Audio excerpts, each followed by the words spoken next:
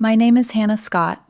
I'm 33 years old, and I work as a bartender at a busy place in downtown Houston. My life runs on structure. Late nights, fast decisions, clean routines. In a bar, if you hesitate, everything stacks up. Orders get missed, people get impatient. Small mistakes don't stay small. I used to think relationships worked the same way. I was wrong. Adrian Cole is 31, my fiancé, or he was. We had been together a little over 3 years, engaged for about 8 months, living together in a small rental house on the west side of Houston. From the outside, everything looked settled. Deposits paid, date locked in, invitations already drafted. Adrian was the kind of man people noticed the moment he walked into a room. Confident, social, effortless. People called it charm. I used to call it that too. Now I think it was something closer to control. In public, he was easy to love. Friends liked him. My coworkers liked him. Even strangers seemed to respond to him like he was already winning some invisible competition. But in private, things were different. Conversations with Adrian rarely stayed simple. If I asked a normal question, he would tilt his head slightly, like I had just missed something obvious. Then came the tone. Light. Amused. Just enough to make you feel like you were overreacting. You're reading too much into it. You always do this. You're making it a bigger deal than it is. It never sounded aggressive. That was the point. It sounded reasonable. That's what made it hard to argue with. Over time, I started noticing the pattern. It showed up most clearly whenever his ex came up. Melissa. She never fully disappeared. Not in any dramatic way. Just there. A comment on one of his posts. A reference in a story. A casual mention that didn't quite belong, but wasn't obvious enough to question without sounding paranoid. Every time I noticed, Adrian handled it the same way. That same calm smile. That same slightly amused look. She's just a friend now, Hannah. You're overthinking it. Not everything needs to be a problem. And for a long time, I let it go. Because technically, nothing had happened. Suspicion isn't proof, and I didn't want to be the woman who turns every small thing into an interrogation. That changed on a Thursday night in late May. Adrian told me he was going camping for the weekend. He said it casually, leaning against the kitchen counter, scrolling through his phone like he was mentioning a grocery run. Just a quick trip, he said. Fresh air, reset before next week. I nodded. Then I asked the obvious question. Who are you going with? There was a pause. Small. Barely noticeable. But it was there. And something about it made everything slow down just a little. Adrian looked up at me, then gave that same half smile. Melissa. Not a group. Not coworkers. Not a mixed trip where her name happened to come up. Just Melissa. I waited. Sometimes people hear themselves and adjust. He didn't. If anything, he looked slightly irritated that I needed a moment to process it. So, I said carefully, you and your ex are going camping, alone, for the weekend. He shrugged. We've been friends for years, you know that. The tone had shifted, not defensive, but close. The kind of tone that suggests the issue isn't the situation. The issue is that you noticed it. I kept my voice steady. I know you're technically still in contact, I said. But a private weekend trip like that, 2 days before leaving, while we're engaged, that's not a small detail. Adrian rolled his eyes immediately. This is exactly what I mean, he said. Why do women always get weird about men having female friends? There it was. The reframing. I didn't react to the wording. I just stayed on the point. She's not just a friend, I said. She's someone you used to be with. That changes things. He laughed. Not nervous, certain. It only changes things if you're insecure. That word again, his shortcut. The fastest way to end a conversation he didn't want to have. I let a second pass. Then I asked one more question. Did she invite you or did you invite her? He looked at me like the answer was obvious. She invited me. We used to go camping all the time. Something clicked. Simple. Clear. He didn't think this was inappropriate. He thought the only inappropriate part was that I might have a problem with it. That realization settled quietly. Heavy, but calm. At that point, the conversation could have shifted. He could have reconsidered, offered to include other people, acknowledged how it might look. He didn't. Instead, he crossed his arms slightly and explained it to me like I was the one missing something. Melissa and I ended on good terms, he said. We're better as friends.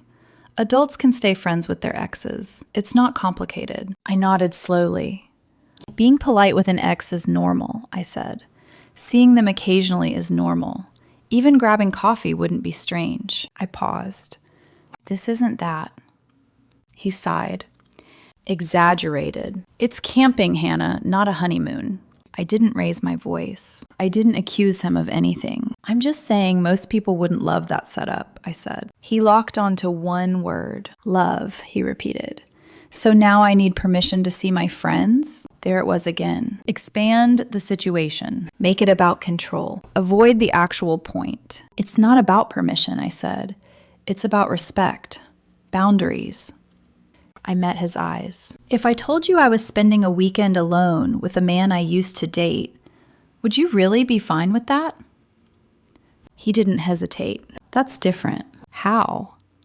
Because I trust you. The answer didn't land the way he thought it would. If anything, it made things clearer. Then he added, almost casually, "You're acting like something's going to happen. That says more about you than it does about me." And that was the moment something in me stopped trying. Not because he convinced me, because he didn't. Because it became obvious we weren't even having the same conversation. In my head, boundaries were shared. In his, they were optional, based entirely on what he felt like doing. So I changed my approach. I nodded once. All right.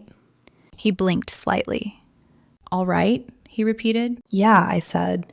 If that's what you want to do, go ahead. For a second, he looked like he was waiting for more. Another argument. Another push.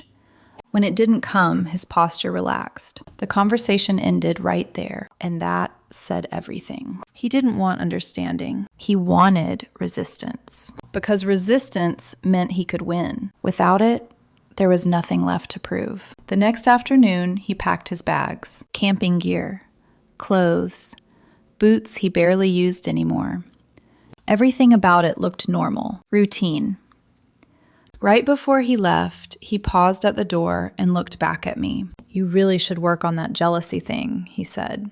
It's not a good look. I held his gaze for a second. Then I said, drive safe. He left around 4. I watched his car disappear down the street. Then the house got quiet.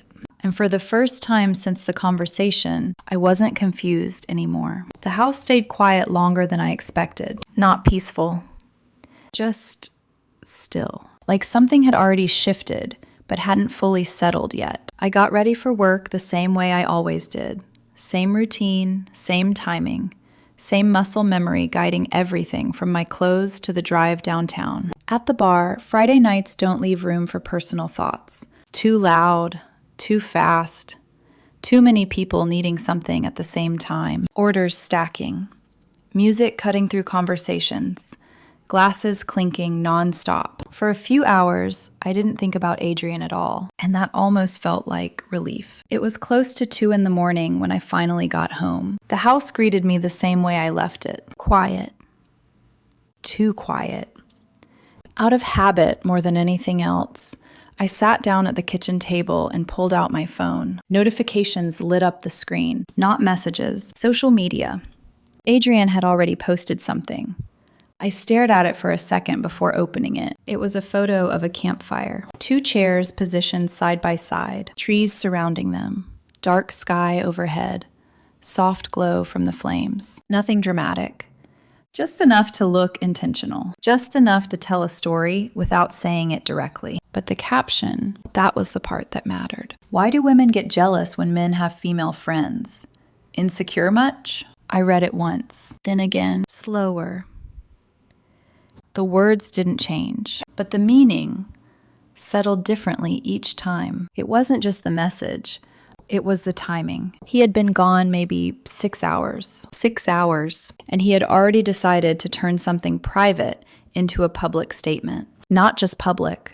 Mocking. Directed. Framed. The photo wasn't random. 2 chairs. Not subtle. Not accidental. My phone kept lighting up. Likes. Comments.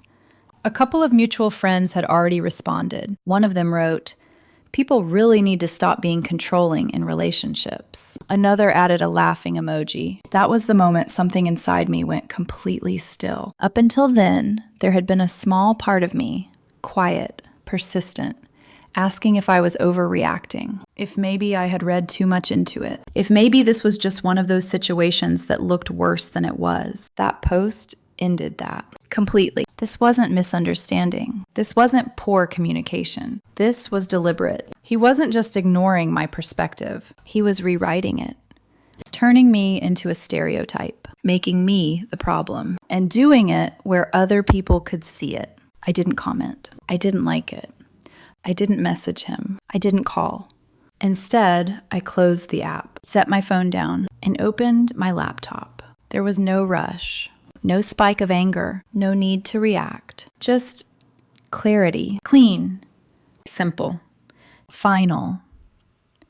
The first thing I did was check the lease. Still in my name. It had always been in my name. I had rented the house before Adrian moved in. At the time, it felt like a small detail. Now it felt like something else entirely. I picked up my phone and called the landlord. He answered after a few rings. I kept my tone neutral. Explained that my fiancé had moved out and I needed the locks changed. There was a brief pause. Then a simple response. Not a problem. No questions. No complications. By noon the next day, a locksmith was scheduled. I ended the call and set the phone down again. Still no messages from Adrian. Or maybe there were. I hadn't checked. I didn't need to. Next, I walked into the bedroom, opened the closet, and stood there for a moment. His clothes were still hanging exactly where they had been the day before. Nothing had moved. Nothing had changed. Except everything had. I grabbed a box from the hallway, then another, and another. I didn't rush. There was no need to. Each movement felt deliberate, controlled, quiet. Fold, pack, close, repeat.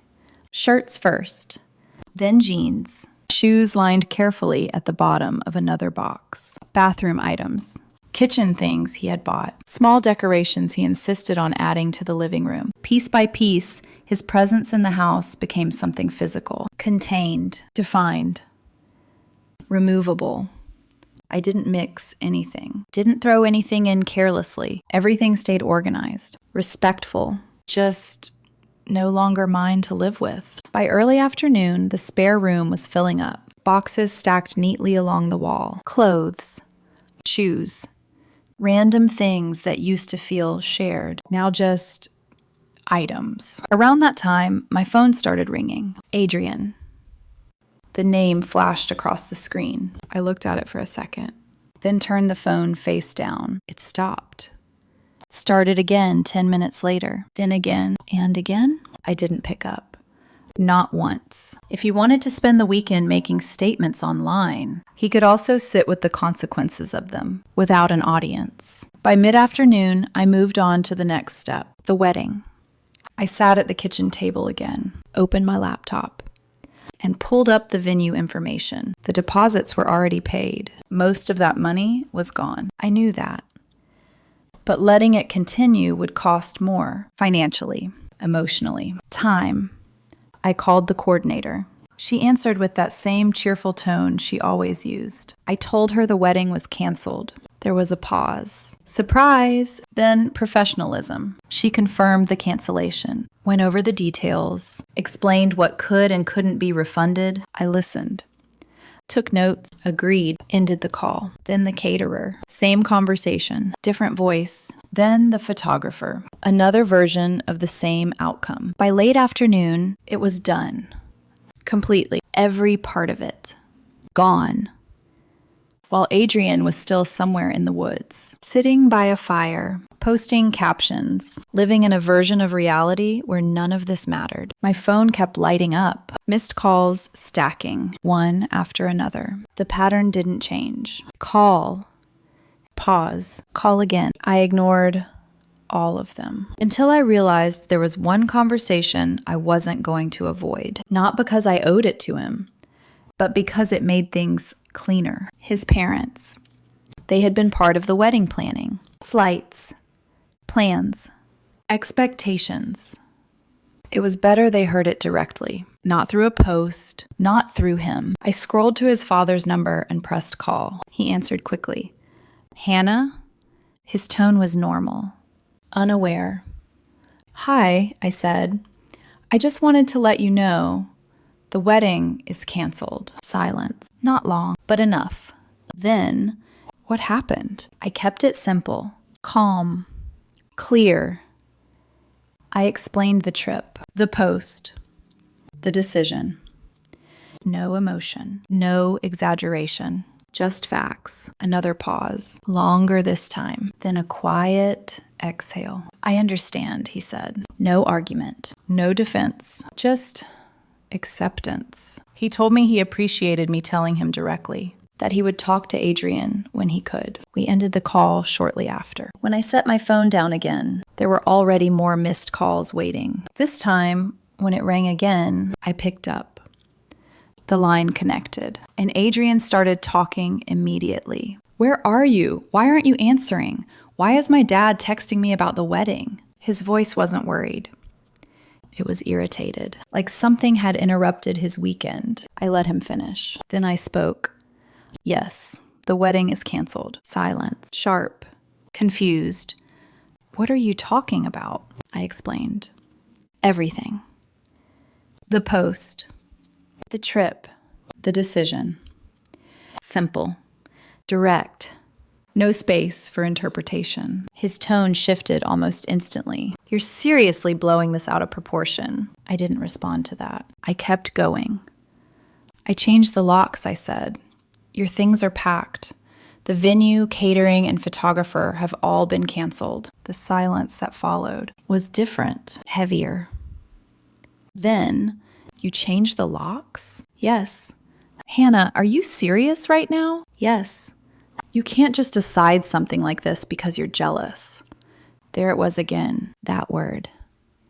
Still trying to make it fit. It's not about jealousy, I said. It's about clarity. I paused. You made your priorities clear. I made mine. He tried again. Different angles. Same argument. She's just a friend. You're overreacting. You're ruining everything over something small. But it didn't land. Not anymore. The decision had already been made, hours earlier. Quietly.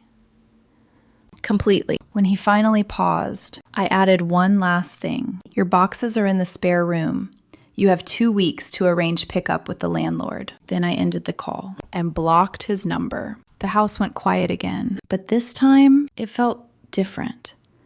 Not empty, not tense, just resolved. Saturday night passed without interruption. No calls, no messages, no noise. Just silence settling deeper into the house, like it finally had space to breathe again. I slept better than I expected. Not peacefully, but without that constant low-level tension I hadn't even realized I'd been carrying. Sunday evening, I heard a car pull into the driveway. The sound cut through the quiet immediately. Then, a door slammed, heavy footsteps, and a sharp, impatient knock against the front door. Not normal knocking, the kind that already expects a fight. I stood up slowly from the couch and walked over. For a second, I just looked at the door. Then I opened it. Adrian stood there, backpack slung over one shoulder, a duffel bag hanging from his hand, dust on his shoes, wrinkled clothes, tired face, and underneath all of that, anger. Immediate. Unfiltered. What the hell is wrong with you? He snapped the second he saw me. I didn't answer right away. Instead, I stepped outside and pulled the door closed behind me. I didn't want his voice filling the house again. Not anymore. What's wrong with me? I repeated calmly. Nothing. He let out a short, sharp laugh. Nothing.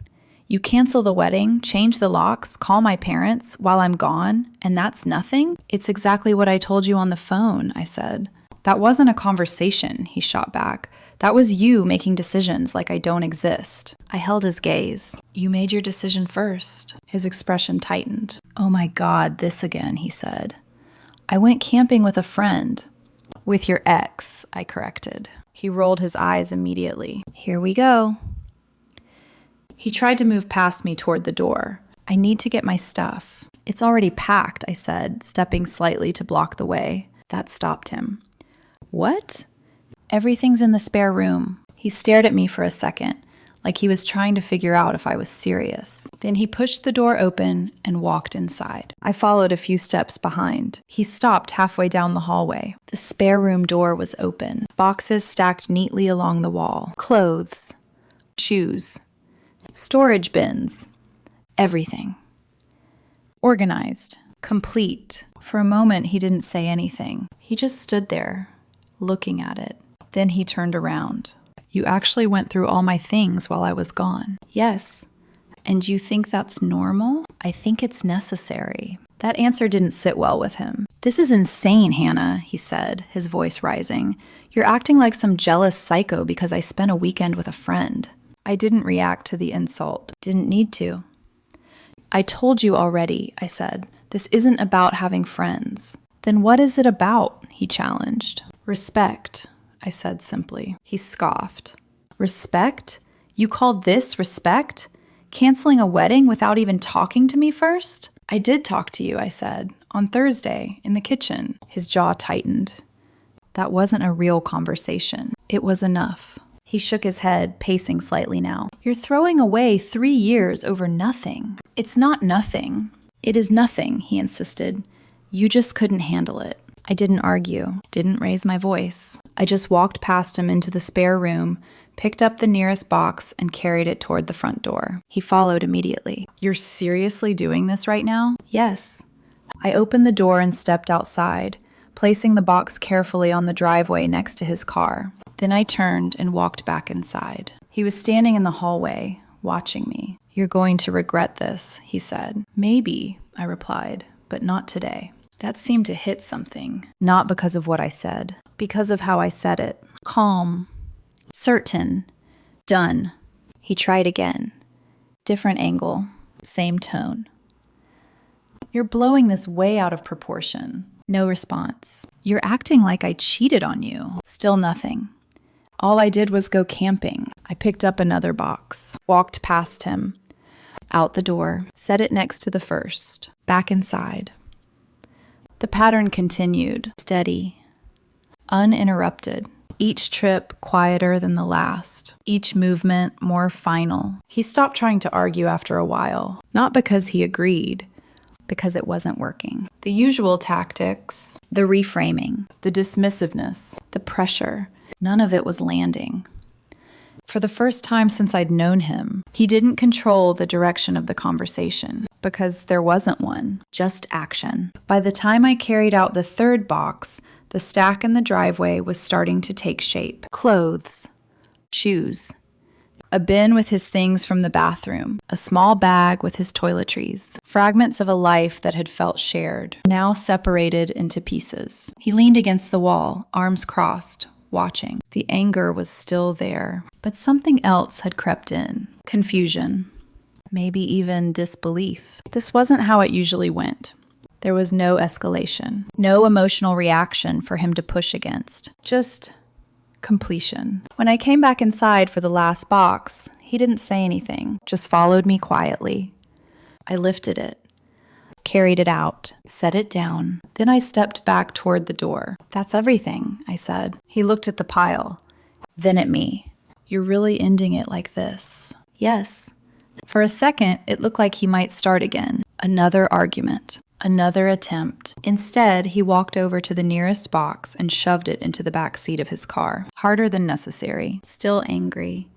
Still trying to hold on to something. We didn't speak while he loaded the rest. Back and forth. Boxes disappearing into the car. The trunk closing harder than it needed to. When he finished, he stood by the driver's door. Looked at me one last time. You're going to look stupid when people hear about this. Maybe, I said. Same answer. Same tone. That seemed to frustrate him more than anything else, because there was nothing left to push against. He got into the car, started the engine, and drove away. I stood there for a moment after the car disappeared, the driveway empty again. Then I went back inside, closed the door, and locked it. This time, it felt like the right kind of quiet. The house didn't echo anymore. That was the first thing I noticed after I locked the door. Before, even silence had felt crowded, like there was always something lingering underneath it. Unfinished conversations, tension waiting to resurface, words that never actually resolved anything. Now, it was just quiet. Clean. I walked back into the living room and sat down slowly on the couch. For a few minutes, I didn't do anything. Didn't check my phone. Didn't turn on the TV. Just sat there, letting everything settle into place. 3 years, that number kept coming back. 3 years of routines, habits, shared space, plans that stretched far enough into the future that they started to feel permanent. And it all ended in a weekend. At least, that's what it looked like from the outside. But sitting there in that silence, I knew that wasn't true. It didn't end in a weekend. It ended in a moment of clarity, the kind you don't get all at once. The kind that builds slowly, quietly, over time, until something finally makes it impossible to ignore. I leaned back against the couch and closed my eyes for a second, and the pattern came back. Clearer now, sharper. All those conversations that never quite made sense. All the times I walked away feeling like I had somehow been unreasonable, even when I couldn't explain why. The way Adrian always shifted the focus. Turned specific situations into general accusations. Made boundaries sound like control. Made discomfort sound like insecurity. At the time, it felt subtle. Now it felt obvious. He didn't cross lines and then apologize. He erased the lines completely. So there was nothing left to cross. That was the difference. And once you see that, you can't unsee it. I opened my eyes and looked around the room. It didn't feel empty. Not really. Just quieter, in a way that made space for something else. Something steadier. Later that night, I picked up my phone. Not out of habit this time, out of curiosity. I opened social media. His profile was still public. Of course it was. Adrian liked an audience. There was a new post. Not a picture this time, just words. Something vague, carefully phrased. Funny how some people show their true colors right before a wedding. Guess not everyone can handle a strong, independent man. I read it once, then scrolled. Comments were already building. Support. Agreement. A few people asking what happened. Speculation. Pieces of a story forming without context. Without truth. I didn't feel the need to respond. Didn't feel the urge to correct anything. Because I understood something now that I haven't before. This wasn't new. This was how he operated. Control the narrative. Frame the situation. Position himself as reasonable. Position the other person as emotional. It worked.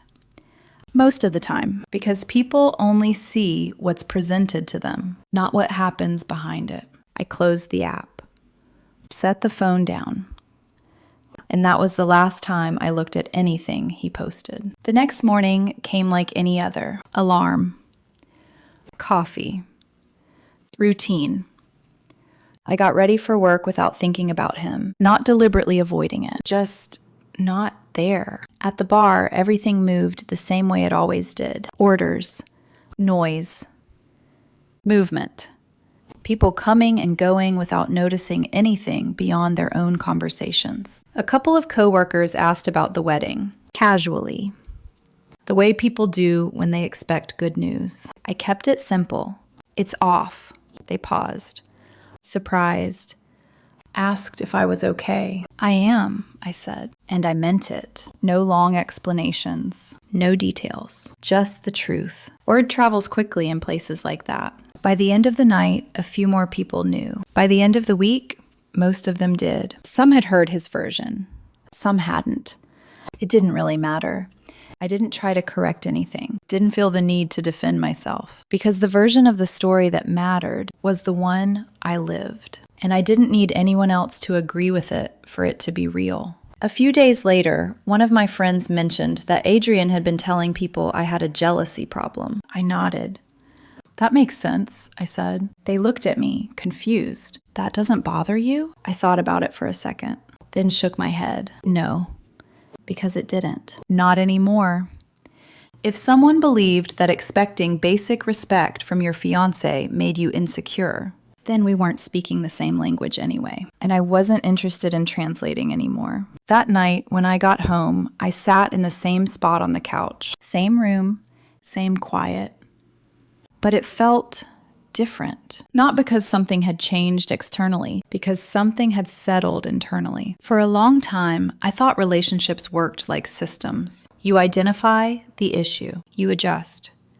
You fix it before it grows. But that only works when both people agree there's something to fix. Adrian didn't see a problem. Not with the trip, not with the post, not with turning something personal into something public. Because in his version of things, the only problem was my reaction. And you can't build anything stable on that. I leaned my head back and looked at the ceiling. The answer had been there earlier than I wanted to admit. In the pauses, in the tone, in the way every concern somehow circled back to being my fault. The camping trip didn't break anything. It revealed it. Clearly.